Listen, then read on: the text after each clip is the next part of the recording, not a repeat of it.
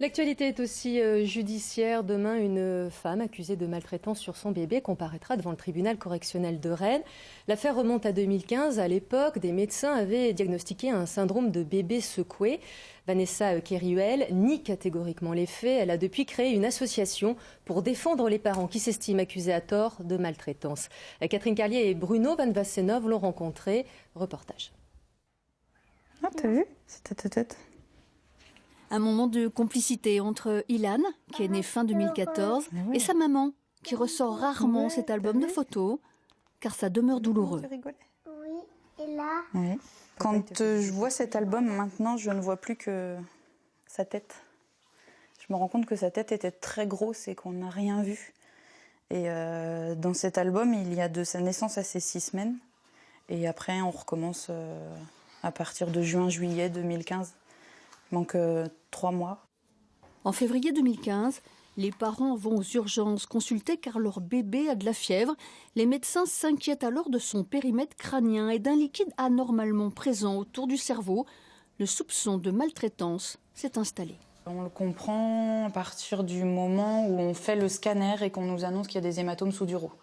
On ne le comprend pas de la part des médecins, puisque personne ne nous dit rien. On cherche à comprendre par nous-mêmes. Et quand on a regardé sur Internet à quoi correspondaient les hématomes sous-duraux chez un nourrisson, on est tombé en première page sur le syndrome du bébé secoué. La machine judiciaire se met en marche. Signalement auprès du procureur de la République, mise en examen de Vanessa pour maltraitance. L'enfant est placé en urgence dans une famille d'accueil pendant 15 jours. Il avait 2 pyjamas, il n'avait pas de couche, pas de biberon, pas de lait. Enfin bon, ça a été, on a eu 5 minutes pour lui dire au revoir. Je venais à peine d'accoucher. Ce lien mère-fils qu'il y avait a été coupé en 5 minutes, quoi.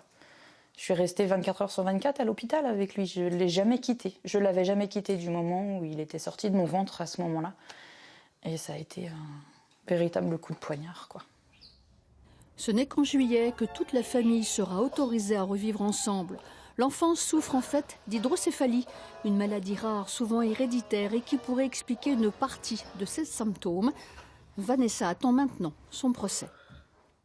J'attends qu'on me dise que Ilan souffre d'une hydrocéphalie et qu'il y a eu une erreur de diagnostic, tout simplement. Je veux sortir de là, laver de tout soupçon. Je veux tourner la page, je veux fermer le livre et passer à autre chose.